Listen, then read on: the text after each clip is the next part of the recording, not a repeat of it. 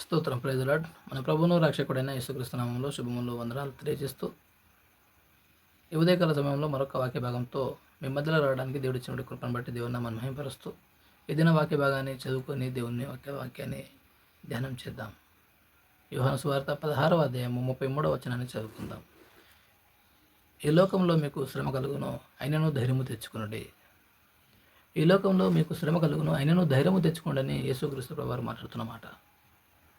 ఈ లోకంలో చూడండి, సాక్షాత్ యేసుక్రీస్తు ప్రభువారు ఒక మానవ రూపాన్ని ధరించుకొని ఒక నరునిగా శరీర సంబంధిగా ఈ లోకంలో జన్మించి తను పుట్టింది మొదలుకొని 30 సంవత్సరాల వరకు మానవ మనసుతో మానవ స్వభావముతో ఈ లోకంలో తన పని తాను వడ్రంగి పని చేసుకుంటూ తండ్రి పనిలో తను సహకారిగా ఉండి కుటుంబ బాధ్యతల్లో ఆయన ఎంతగానో నమ్మకంగా ఉండి ఆయన జీవించినటువంటి విధానము, ఆయన గొప్ప సాక్ష్యాన్ని మనం చూస్తూ ఉన్నాం. తన బ్రతుకు దినంలన్నిటిలో ఒక నింద కానీ అవమానం కానీ తన గురించి ఒక వ్యతిరేక స్వభావం కానీ ఒక మాట కానీ మనం బైబిల్లో ఇక్కడ చూడం.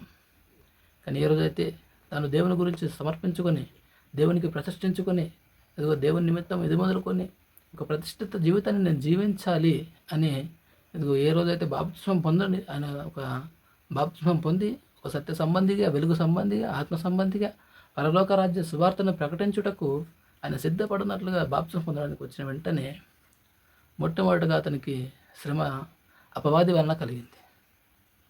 దేవుని గూర్చినటువంటి ఆలోచన, దేవుని గూర్చినటువంటి పని గురించినటువంటి ఆలోచన, దేవుని యొక్క వాక్యాన్ని గూర్చినటువంటి ఆలోచన, దేవునికి ఇష్టమైన బిడ్డగా జీవించాలనేటువంటి ఆలోచన, ఈ విధంగా దైవ సంబంధికమైనటువంటి ఆలోచన ఏ ఆలోచన చేసినా మొట్టమొదటిగా మనకు కలిగేది సాతాను ద్వారా వ్యతిరేకత వస్తూ ఉంటుంది. సాతాను మనల్ని శోధిస్తూ ఉంటాడు, సాతాను మనలో అడ్డుపడతా ఉంటాడు. సాతాను ఎంతగానో మనల్ని శోధించుటకు వాడు పూర్తిగా తన ప్రయత్నం తను చేయగలుగుతాడు. అందులో మిత్తం యేసుక్రీస్తు ప్రభువారు ఈ లోకంలో శరీర సంబంధిగా ఉన్నాడు గనక, శరీరధారిగా ఉన్నాడు గనక ఏమి తిందుమా, ఏమి త్రాగుదుమా, ఏమి ధరించుకుందామని నేత్రశ కానీ శరీరాశ కానీ జీవపు డంబములు వాటిని జయించుకున్నట్లుగా ఈ లోకం చూస్తే ఎంతో అందమైనది. కానీ ఈ లోకంలోనే కానీ పని లేదు. ఈ లోకంలో ఆయన సుఖంగా బ్రతకడానికో ఈ లోక అందాలను అనుభవించడానికి ఆయన రాలేదు. కానీ ఈ లోకంలో ఆయన లోక మానవాళ్ళలో ఉన్నటువంటి ప్రతి పాపానికి ప్రాయచిత్తంగా ఆయన ప్రాణం పెట్టి ఒక బలి పశువు వల్లే, గొర్రె పిల్ల వల్లే బలైపోవడానికి వచ్చాడు కనుక ఆయన అదే పని కూర్చున్నటువంటి ఆసక్తి, అదే పని కూర్చున్నటువంటి భారం కలిగి ఉన్నాడు కనుక ఆయనను శోధించుటకు అపవాది దిగి వచ్చాడు. యేసు, నీవు దైవకుమారునివి, ఈ రాళ్ళను రొట్టెలుగా మార్చి తిను, నీ ఆకలి తీర్చుకొని నీ శక్తిని ఒకసారి నువ్వు పరీక్షించుకొని యేసును పరీక్షించుకోమని సాతాను శోధిస్తూ ఉన్నాడు. కానీ యేసుక్రీస్తు వారు ఆ పని చేయలేదు. నిజానికైతే యేసయ్య నిజమే ఈ లోకంలో దేవుని యొక్క చిత్తాన్ని, దేవుని యొక్క ప్రేమను, దేవుని యొక్క గొప్పతనాన్ని ప్రచురపరచడానికి నన్ను దేవుడు పంపించాడు. కానీ ఆ శక్తి నాకు ఉందా అని చెప్పని మనం ఎన్నో ప్రయత్నాలు చేస్తాం. దేవుని యొక్క చిత్తాన్ని నెరవేర్చడానికి ఒక సమర్పణ, ఒక తీర్మానం లేనటువంటి మనమైతే మొదటగా భయపడిపోతాం. అందుకని అంటాడు కదా, విశ్వాసంతో ఈ కొండెత్తబడి సముద్రంలో పడము కాక అని చెప్పంటే ఎంతోమంది అటు ప్రార్థన చేసి ఉంటారు నాకు తెలిసి. కానీ యేసుక్రీస్తు ప్రభువారు ఆ మాట పలకలేదు.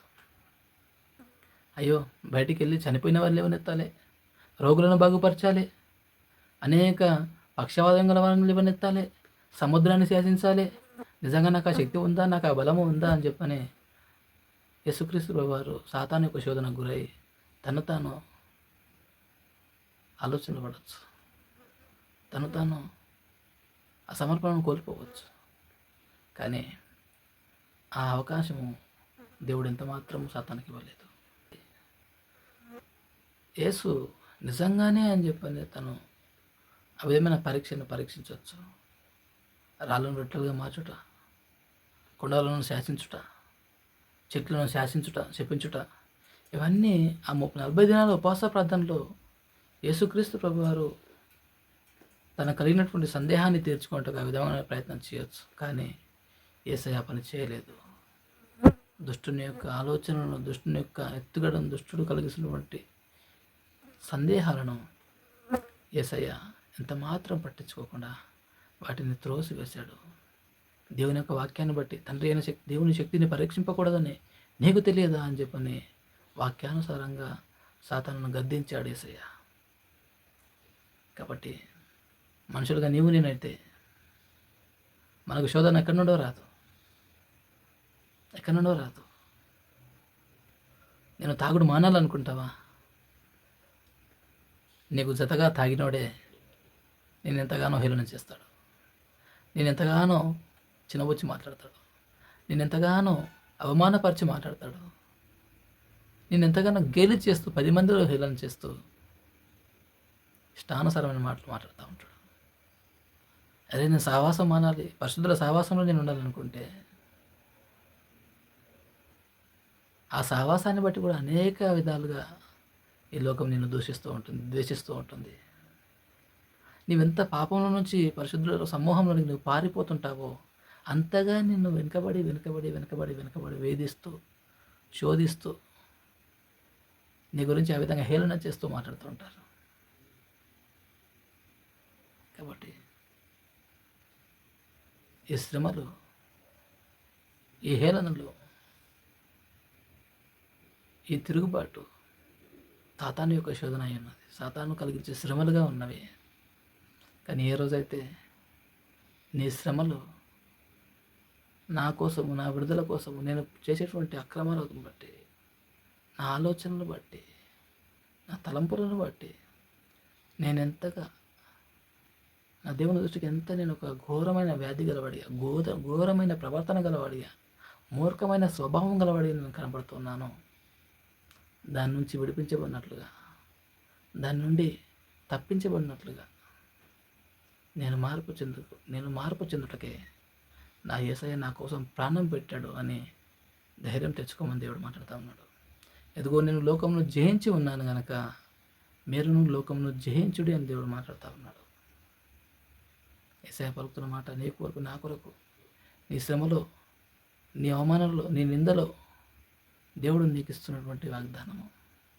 ఇదిగో నేను లోకంలో జయించి ఉన్నాను ప్రేమతో.